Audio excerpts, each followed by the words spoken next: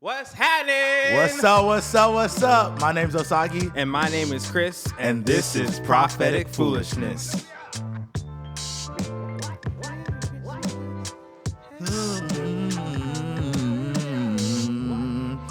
Welcome back, man. Welcome back. Man, it's good to be amongst the Prophetic Foolishness fam again. Yes, I bring good tidings and great joy in this yes, holiday sir. season. Yes, sir, man. You know, it's starting to get cold around here, so your boy's rocking the beanie. For those of you watching the beanie on YouTube, you know what I'm saying? Got to keep the ears cold. And I'm in this T-shirt because our place is well insulated. Hey, yes, sir, man. So, if this is your first time to Prophetic Foolishness, this is a podcast where we talk about uncommon topics that might engage with the common person and give a space to challenge the societal norms.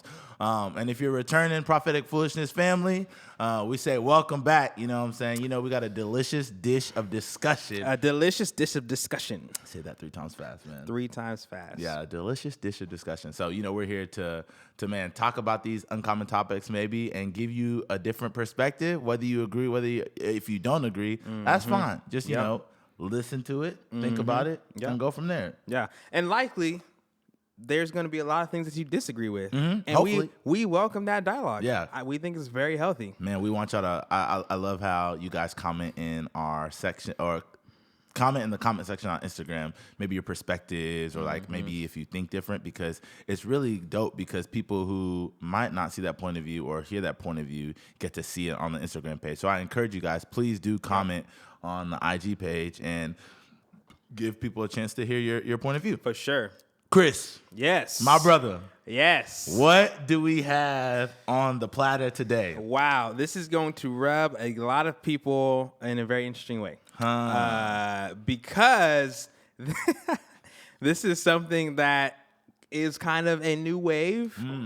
Actually, it's just a new type of new wave. Yeah, because yeah. it's something that's very old and understood, but I don't know, it's taking a different form. Come on. In the 2020s. So what is it?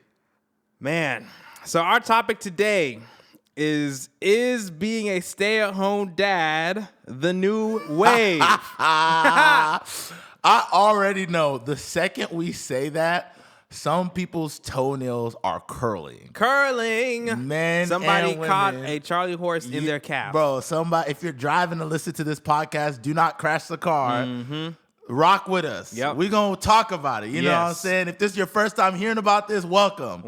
If you're used to this, welcome. You know what I'm saying? Well, Chris, let me. I want to hear what you think. You know, start me off, man, because I got some opinions on it, but I want to hear what you think. I already know you got some opinions. I'm gonna keep it 100. I'm gonna tell you like it is.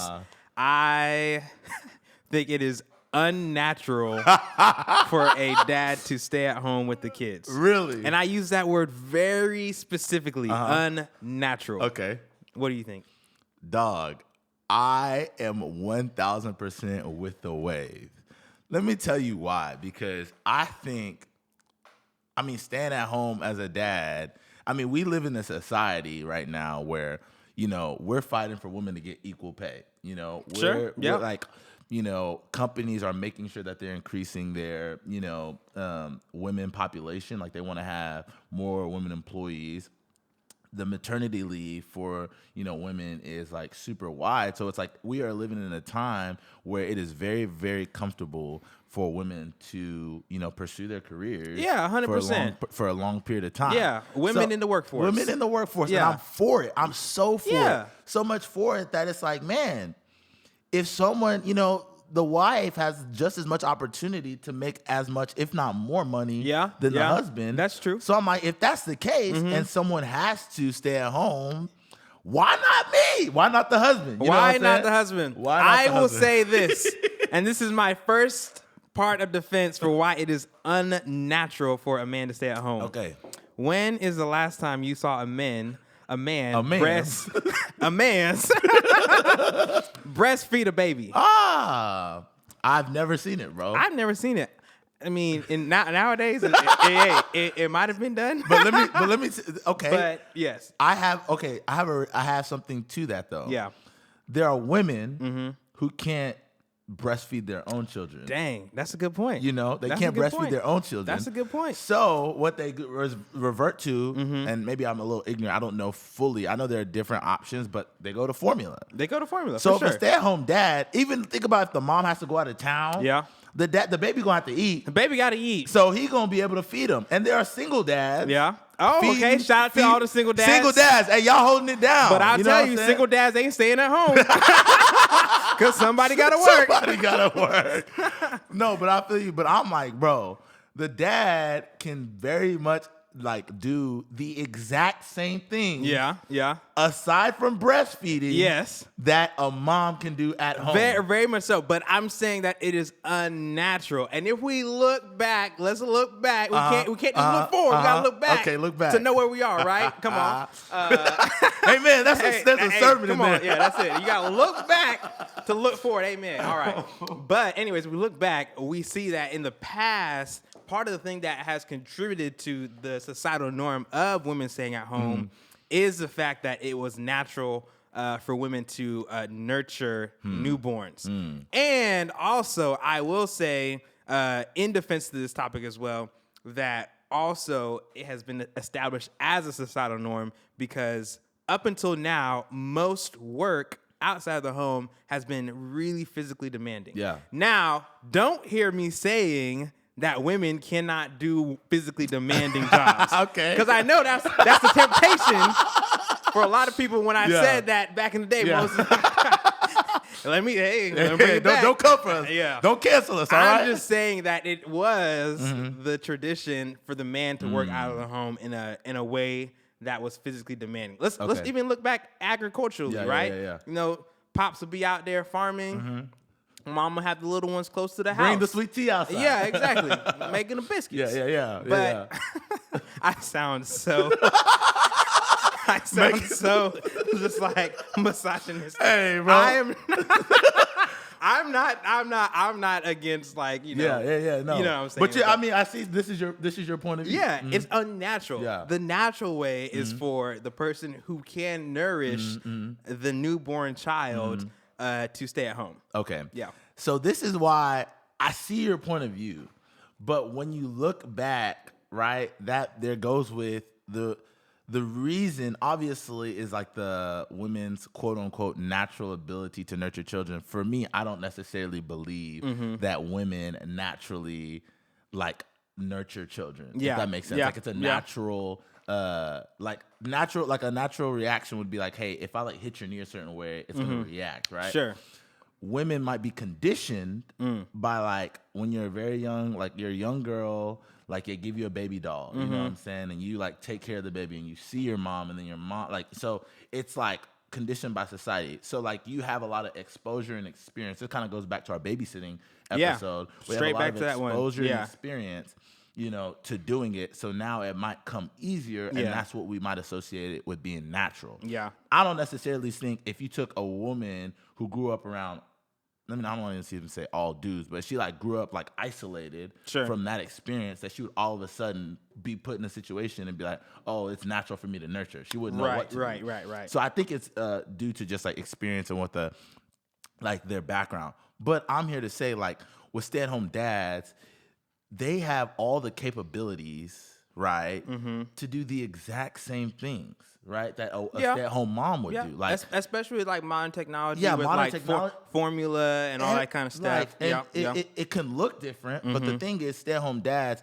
who have children, you're looking for, like, you want to make sure that the children are taken care of, the house might be kept, maybe and I still think a stay-at-home dad still has all the power to be the head of his family and stay-at-home dad, because finances, this is another topic, is only a small thing. Yeah. Like, it's a very small thing for, like, the overall, like, breadwinning of the house. Right? Yeah. I mean, okay, so that brings up another point, right? Now we're diving into the economics. And I want to start the economic piece. Okay. I want to start you can start the economic piece. So listen, a big reason that, you know, we come from the culture that people are like, oh man, the dad got to bring home the bacon. You know, I'm putting the food on the table. I'm da da da da da da. And that's all he's bringing home. He's not taking care of his family emotionally. He's not taking care of his family spiritually. He's not making sure that everyone's okay. He's not taking care of his wife. All he's doing is bringing in money. And that is one form of providing for your family. Okay, yeah. So I think as a stay-at-home dad, you can still provide for your family holistically. Yeah. And not necessarily be the like bringing in the financial income. Now he can still oversee the finances of the home, pay the bills, like delegate, save, like invest, but not be bringing in the money. Yeah. Okay. So let's flip that on its head, right? And put it in the example of the economics, right? And why it's a little unnatural. And I'm sure everyone's going to hear how strange this sounds, right? So you said like the man, historically bringing home the bacon. That's the thing. That's the thing. So let's put the woman in that spot, right? Let's say the woman's the one bringing home the bacon and providing for the family. Let's say the wife come home one day. She gonna come home and say to the husband, "Hey, babe, I'm gonna take you out on a date. Go put on something nice." Bro, as a stay-at-home dad, I'm go like for me. Okay, what's up? I'm finna put my suit on. What you want me to wear? Hey, babe, where you want to go? Hey, don't worry about that. I got it. I got it. And that's the thing. It's all, the only thing that makes us like kind of like feel weird. Cringe at that? Yeah, people cringe at that is because it's not the norm and people have only seen it one way. You know what I'm saying? Yeah, it's not the norm. It's not yeah. the norm. So I mean, from the economic perspective, we can also argue that if the woman was the breadwinner, that she could also fall susceptible to not providing in other ways, just like men historically have as well, where they're not present in the home, they're not providing any nurture, they're just worried about bringing home the bacon. And so then that argues, well, does it really matter who's bringing the bread in if no one's really providing in other ways? I feel you. Well, let me ask you this, Chris. Yeah. Honest question, honest opinion. Okay. All right, this is off the doc. This is off script. Yeah. Could you, Chris, my God, be a stay-at-home dad? In all honesty. Woo! In all honesty. Now I'm talking to the Prophetic Foolishness family. Hey, this is family right here. Family. Could I be a stay-at-home dad? I don't think so. And I don't think so. Well, okay, it's kind of multifaceted. Yeah. And I'm going to break down my answer in this way. I think that there are two distinct times to be a stay-at-home parent. I think like from that 0 to 5 year range is like one conversation when the child is like, it's an alternative to like daycare. Yeah. And then you have like from the 5 year to like 14, 15, whenever kids are like teenagers and whatnot. Yeah. That's a whole nother conversation because then, the kids are in school most of the time, and is it necessary for both parents to stay at home, right? And so to the first stage, when it's like 0 to 5, I could be the primary caretaker, but you got to change the name of it. I don't think I could stay at home and that be my main job is being the primary caretaker. Yeah. I feel like I would need to put my hands to work in something else. Yeah. Like I can stay home and have my own business. I can do like my own financial consulting. Yeah. I can do something like that. Yeah. But I feel like for myself, knowing myself, I would need to put my hands to doing something in addition to being a primary caretaker. And that's a really good point that you make is that I even think there's a lot of stay-at-home moms who are doing other things. For sure. And I think that's really, really dope in that, they're obviously, I don't want to downplay the importance of someone staying at home or like that is a role and they are doing things. You know what I'm saying? Yeah. But there does come maybe seasons and times when they're not doing as much. That's so true. In that, how do I, make the most of my time? Yeah. And like you're like maybe monetize it or doing some sort of business or some side hustle or like some sort of passion art. You know what I'm saying? Like, that's true. To where you're progressing in some arena. You know what I'm saying? Because I know there's a lot of like dads who's like stay-at-home wives, they want them just like doing something. You know what I'm saying? Like, because let's even deconstruct that because like now we're getting into a space that says being a stay-at-home parent does not necessarily mean that you're not bringing in additional income. That's good because you could stay at home. You could be like there's so many, especially with the technology. There's so much. Yeah. Like I know stay at home moms who teach online like English to like Chinese students. Yep. Staying at and home. they make bread and doing they make it. money. Yeah. For their family. And they're also a primary caretaker at home. Primary caretaker. So I think it's really cool that that's the opportunity that they have. And so even just with the staying at home conversation, I was having a conversation with my white friend about this. Even like as from like a cultural perspective, I've noticed like when, a lot of my, white friends who are getting married, they have different perspectives than I do, kind of with staying at home. Sure. Versus, and I think it really goes into like your experience. So if you had like a stay-at-home mom, a lot of times they see the benefit of having a stay-at-home mom, so they like want their wives to like possibly be stay-at-home. But if you didn't have a stay-at-home mom, which is, I feel like a lot of my black friends didn't have I don't know, like hardly any of my black friends who had stay-at-home parents. Yep. They're like, yo, I definitely want my wife to work. Like I don't, see the necessity of it. So it's two different camps. But I also think it's funny because maybe it was like I was talking to her and she was like, yeah, like, that there's like the offense. Don't just call them stay-at-home moms. They like to be called homemakers. Homemakers, okay. And I was like, I think that's privilege.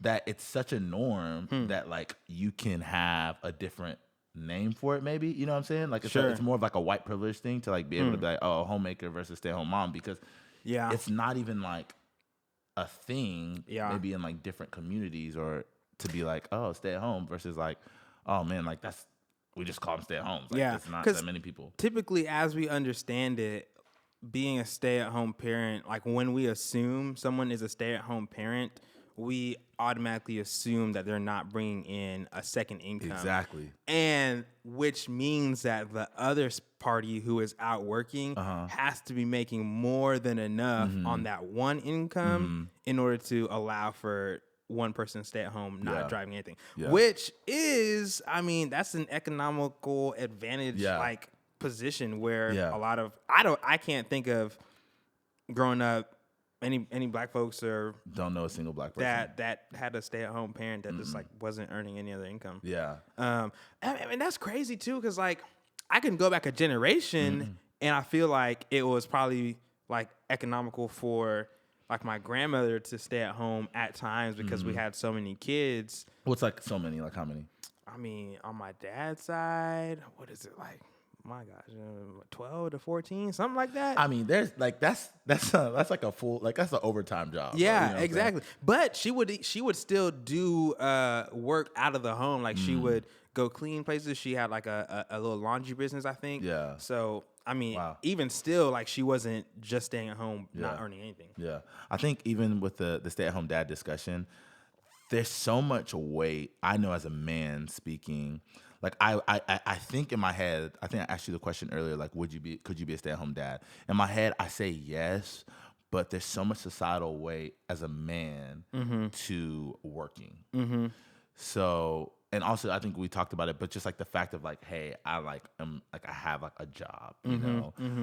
And so I think like I'm even thinking of just like my Nigerian father going to him and telling him, yeah, my wife is the one who works, and I just stay at home and watch the kids. And there is this, there would be this immense amount of just like, I don't want to say pressure or disgust, but just like what? Yeah, you know what I mean? Like almost like lesser of a man. So I think that's kind of like us having this conversation is kind of like breaking these barriers back down because it's like maybe we have viewed it differently. Maybe even like being a stay-at-home dad. Like you could be stay at home, the primary caretaker, but even be bringing in more money because of your business than your wife who like has like a 8 to 5 corporate job. You know what I'm saying? Yeah. And so being the primary caretaker might allow you to be at home and have flexibility with that, but also take care of the kids. So it just makes more sense for you and your family, you know? Yeah. Man. Now you bring up a point that's making me think about like, you know, how much of my ideas about staying at home is attached to like my ideas of what it means to be a man, you know? Yeah. Because I think that could be deep down in it where it's like, hey, we identify manhood with being a provider, with going out, working, coming back, and then doing the rest of the things that it takes to be a man. Yeah, it gives you a sense of like worth, pride, value. Like I'm doing something. Yeah. It gives you a sense of like I'm cultivating. yeah, I'm working. yeah. I'm working. I'm providing for my family. I'm a protector.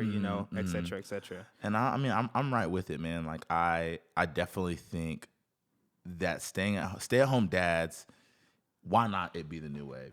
Like why not it be the new wave?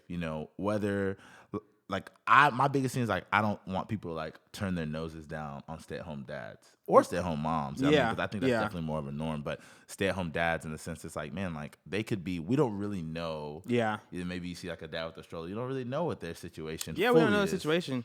And even still, like you just mentioned, like us turning our noses to stay-at-home dads or stay-at-home moms.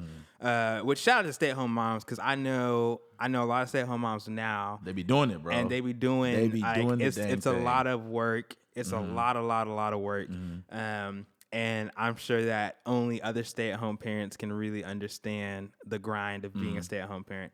And on top of that, like I even want to just think about for a second, like the advantages to having a stay-at-home parent.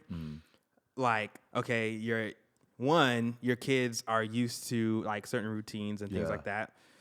They're probably able to learn faster because you have someone who's really, really, really invested in their growth. One of the stay-at-home parents. Let's see another advantage. Probably just more love time, like sure. They probably feel more cared for. I don't know. We gotta talk to some kids who had stay-at-home parents to see their perspective. Because me and you ain't had no stay-at-home parents. That's abnormal. I'm over here speaking about things that I see. I ain't never experienced. I ain't experienced it. Only time my mom stayed at home was when she was sick. Yeah, exactly. Or a holiday. Yeah, legit, man. So cool, man. So I mean, all in all, I think stay-at-home dads can be the new wave. Why not it be the new wave? You know what I'm saying? It's going to challenge some people's norms or perspectives. But why not, man? There's definitely different ways and opportunities to do so. And I feel like also the new wave is like us looking at the stay-at-home parent as someone who can contribute in more ways than we have typically thought in the past. Like they're just not staying at home watching kids. Like they could be cultivating and working just as much outside the house as in the house. So for sure, bro. That's that, man. Stay at home dads, new wave. I'm with it, man. Ride the wave. You feel me? Yeah. I'm still a little apprehensive, but I'm in the water. Cool, man. Cool.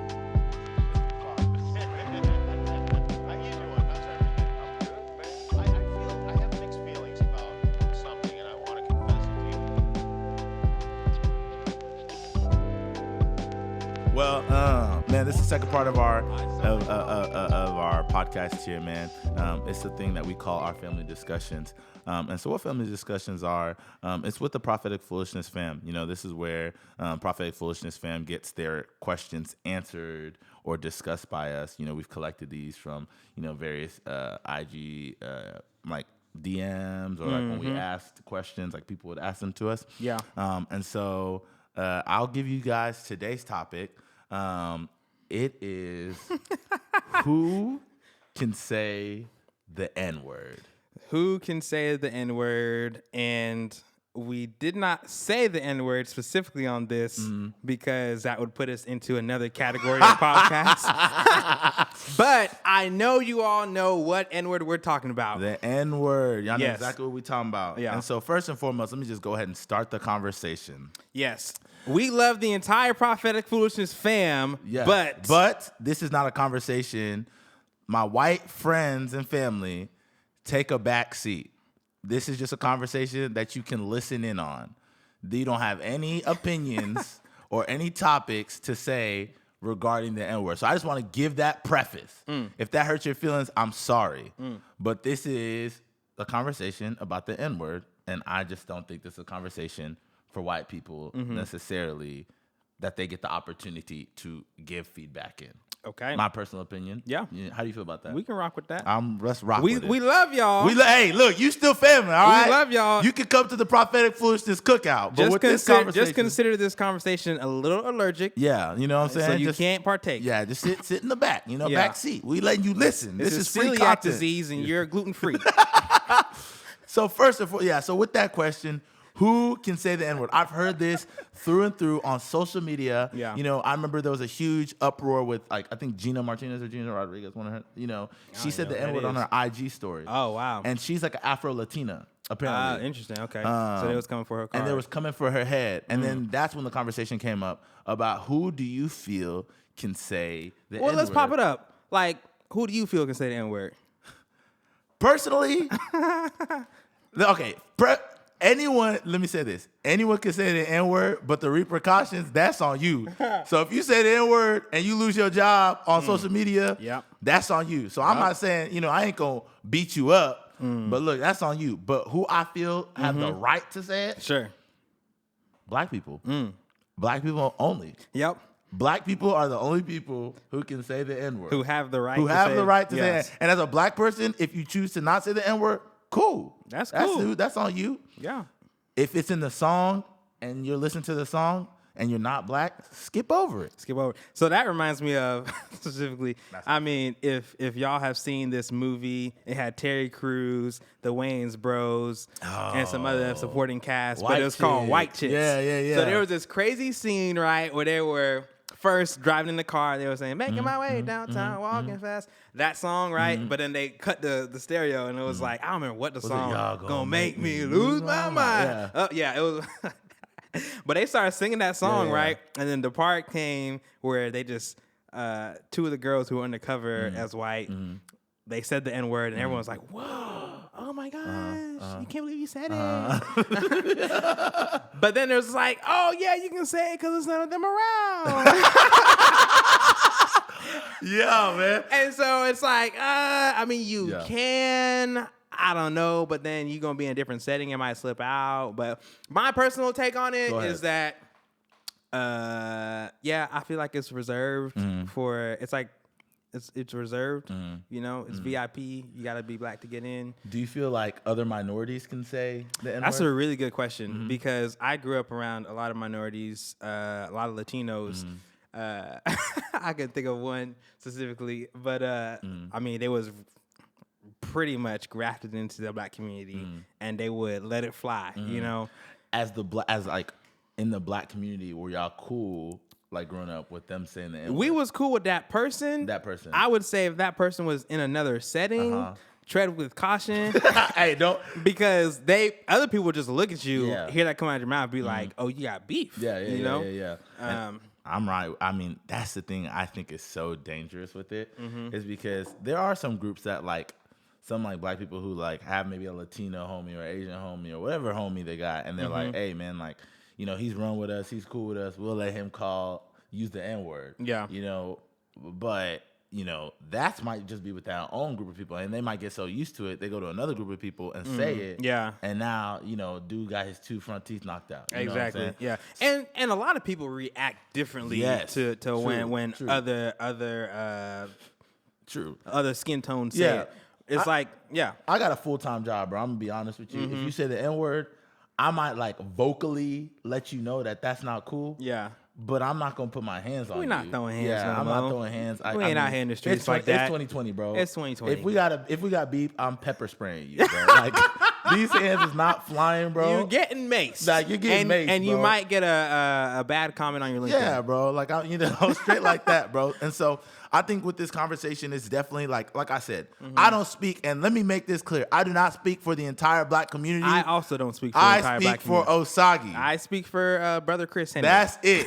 So look, if you got a homeboy that thinks different, go chalk it up with him. But I just know at the end of the day, I can tell you this: tread lightly.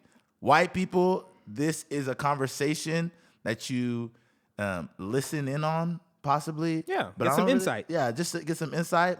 I don't really think your opinion matters, though, if I'm being honest. And if that hurts your feelings, I'm sorry. Like, I'm not trying to. Like, I love you. Like I said, we love the fam. We in the fam. But this is what people want to hear, you know? And so the N-word is reserved, in my opinion, for my... N-words. For all my... Yeah. Cool, man. Cool. Well, hey, that was a lively discussion. Good little delicious dish of discussion, man. Delicious dish of discussion. I'm rocking with it, man. So, hey, man, if y'all enjoy this podcast, man, make sure to share it on your Instagram. Share it with some friends. You know, we love it when y'all put on your Insta story. We'll share it back. You know, if you think something different, make sure on our IG, make sure to comment, you know, in the comment sections what you think. Man, like follow us on YouTube, follow us on Apple, follow us on Spotify, you know, at Prophetic, Foolishness, all those things, man. Make sure to keep rocking with us, man. We're really in this thing. You know, we're going to keep giving you guys what y'all want, great discussions, and just going from there. We love you guys for real. We got some good stuff coming for you guys this season. Stay tuned. Make sure you are following, man. We got some really cool things. Oh, I forgot. We have named the winner of our AirPods giveaway. Oh, yeah. We're not going to say it on here, but we'll say it a little later. We'll say it a little later on Instagram. So just make sure you're following us so you can find out who the winner was. Thanks for, you know, jumping in. We love giving away free stuff. And so AirPods so you can listen the holiday season. But man, that's what's fun, Chris. Cool. This is great. Hey, we're going to start it how we always end it. Yep. My name's Osagi. And my name is Chris. And this is Prophetic Foolishness. Peace.